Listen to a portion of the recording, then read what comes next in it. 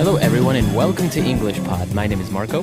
My name is Catherine, and today we're talking about a kind of education that is quite unique, actually, a little bit different from the kind of education that most people get. That's right. So we normally go to school to learn, but on this occasion, we're going to talk about a different way of obtaining your education. We're talking about homeschooling someone. Let's check this word out in today's vocabulary preview. Vocabulary preview. All right, so the word is homeschool, to homeschool someone. It's, I guess, a verb. Mm-hmm. And what does it mean if you're homeschooled? Well, you think about the word school, home. It means that you study at home, but you don't go to school every day. Instead, you have a parent or maybe a friend of a parent who comes to your house to teach you every day.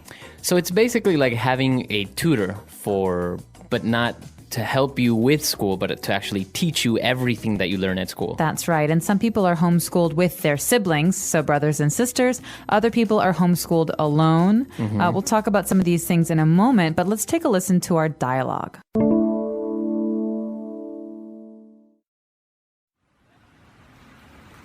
I think we should homeschool our children when we decide to have kids. What? Why? Well, our public schools here are not very good, and private schools are just too expensive. I have been reading up on some homeschooling, and it has a lot of advantages. Like what?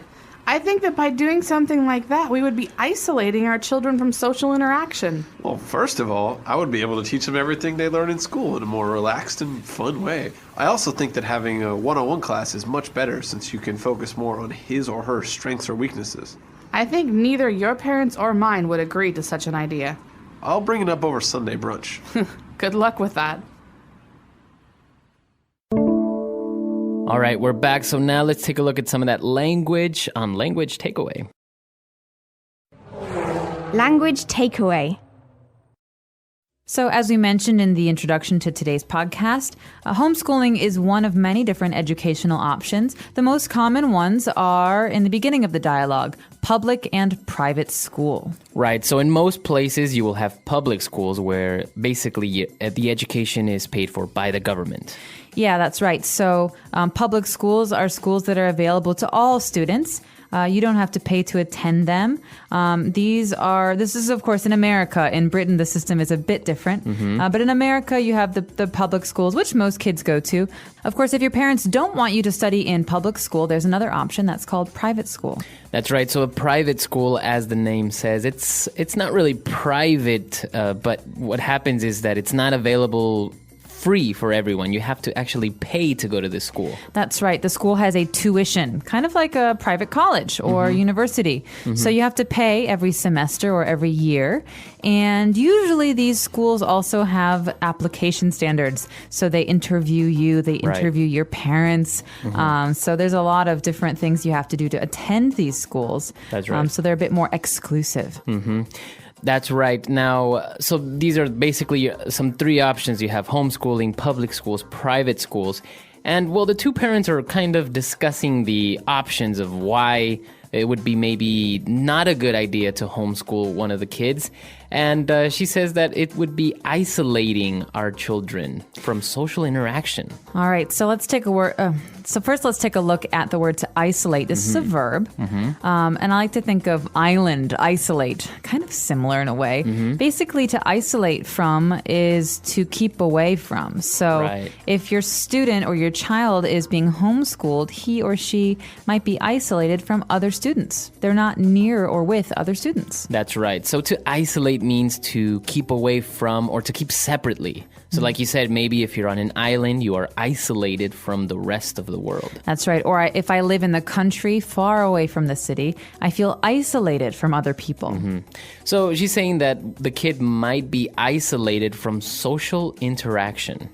All right, now social interaction, this is a two-word phrase.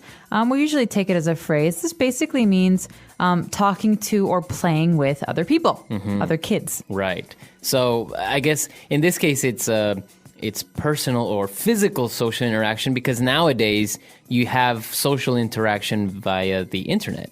That's right. But in the case of a student going to school, it would be, of course, playing on the playground, attending class. But social interaction means talking to or being with other people. That's right. Well, and the other parent argued that there are many advantages, and specifically he said that having a one-on-one class is better for the kids. All right, so this word one-on-one refers to one teacher, one student. Right. One parent, one child. It means when you're talking to someone and there's no one else around. All right, so usually tutors teach you one-on-one. Right. You sit at a table and your tutor helps you study. But in the case of homeschooling, the student learns one-on-one, so learns directly from the teacher. Right, and that's different from public schools, obviously, because you have one teacher for maybe 30 students. That's right. So that's not one-on-one. That's Right. one-on-many. Right, exactly. But one-on-one is also a word you can use when you talk about meetings. So you could say, hey, Marco, can we have a one-on-one meeting later? I'd like to talk to you alone. So that means I'm not going to talk to you with other people around. Right. Okay, it's like a private meeting. Yeah. Very good. So let's take a listen to the dialogue again, and then we're going to come back and we're going to take a look at some key phrases.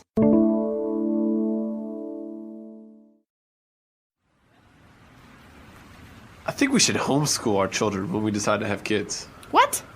Why? Well, our public schools here are not very good, and private schools are just too expensive.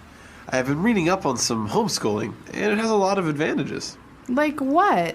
I think that by doing something like that, we would be isolating our children from social interaction. Well, first of all, I would be able to teach them everything they learn in school in a more relaxed and fun way. I also think that having a one-on-one class is much better since you can focus more on his or her strengths or weaknesses. I think neither your parents or mine would agree to such an idea. I'll bring it up over Sunday brunch. Good luck with that. All right, we've picked out 4 key phrases for you today. Let's take a look at those on Fluency Builder. Fluency Builder. So the first phrase today in Fluency Builder is the phrase to read up on. So the sentence was, I've been reading up on homeschooling, and it has a lot of advantages. Right. So basically, if you say you have been reading up on a subject or a topic or something, it means that you've been reading about it. You've kind of been informing yourself. You're doing research about a topic. Right. So in this case, one parent is researching the homeschooling option. Right. So he or she is reading maybe articles in a magazine or books or looking on the internet. But you don't actually just have to read up on education. You can read up on anything, right? Right. Exactly. So you can read up on anything that interests you, or you can do research on anything. So you can read up on dinosaurs, for example. I've been reading up on dinosaurs lately, and did you know that, the Brontosaurus is not a real dinosaur anymore? That's right. Okay, so we've been reading up on the advantages of homeschooling, and he starts by, defending his position on what the advantages are with the phrase, well, first of all.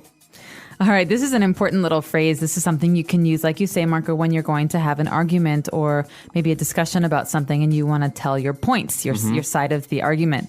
And so first of all means I have a list, but this is my first point. Right. So it's a nice little phrase to open up this list of things that you're going to say, right? That's right. So you should drink orange juice, Marco, because first of all, it tastes good. But second of all, but also, it's very good for your body. Right. So first of all, it's the first main point. So you can say second of all. Can you go like third of all, fourth of all? Not really, right? You don't really say it. I guess you could, but... So you go first of all, second of all, and then maybe just go and also... Or lastly. And then lastly to end it. Okay, very good. Now, one of the other points that he talked about, apart from the one-on-one class, was that the reason why a one-on-one class was better is because he could focus on his or her strengths and or weaknesses.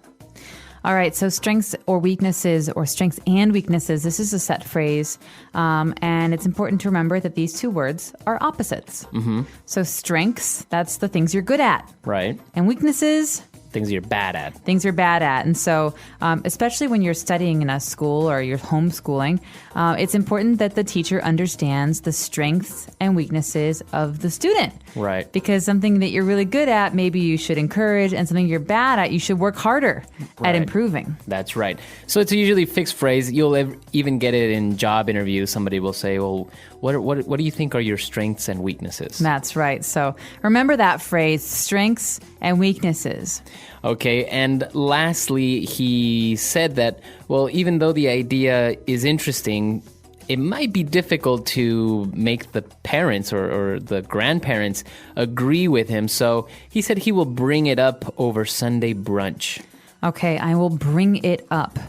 Bring it up. Well, you're not actually holding something. This means that you will mention it in conversation. Mention the topic, right? That's right. So maybe grandma and grandpa don't think homeschooling is a good idea, but you will discuss it or you will suggest it during Sunday brunch. Right. So if you want to discuss a topic, you usually say, I will bring it up with the president, for example.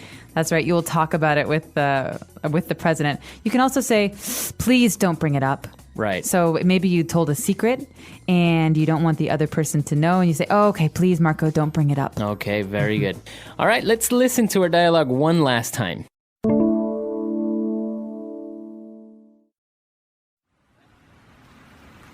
I think we should homeschool our children when we decide to have kids. What? Why? Well, our public schools here are not very good, and private schools are just too expensive. I have been reading up on some homeschooling, and it has a lot of advantages. Like what? I think that by doing something like that, we would be isolating our children from social interaction. Well, first of all, I would be able to teach them everything they learn in school in a more relaxed and fun way. I also think that having a one-on-one class is much better since you can focus more on his or her strengths or weaknesses. I think neither your parents or mine would agree to such an idea. I'll bring it up over Sunday brunch. Good luck with that.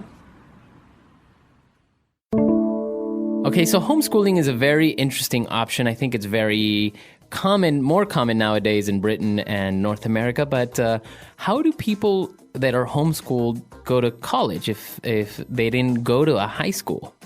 Well, I believe that most people, when they finish homeschooling, will take some tests to prove that they've actually learned the material that is required by the state. Because, you know, in America, each state sets the educational standards. And so it's important that you learn certain science and math skills.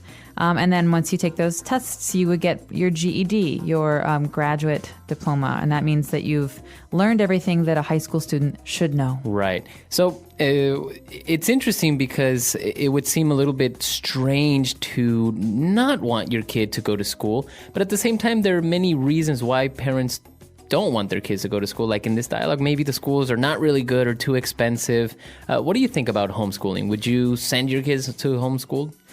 I don't think I would do homeschooling because I think it's really important for students or for children to learn how to get along with others and to learn to negotiate and to learn to play and to also learn to respect their teachers because you have a different relationship with your parents than you do your teachers. And right. I think there's a lot of valuable social lessons you can learn at school. But I do understand why a lot of people choose this option, especially if the schools in their area are poor performing schools so that the students aren't learning enough. Or if maybe they're not safe because some schools, there's some bullying or there's some violence.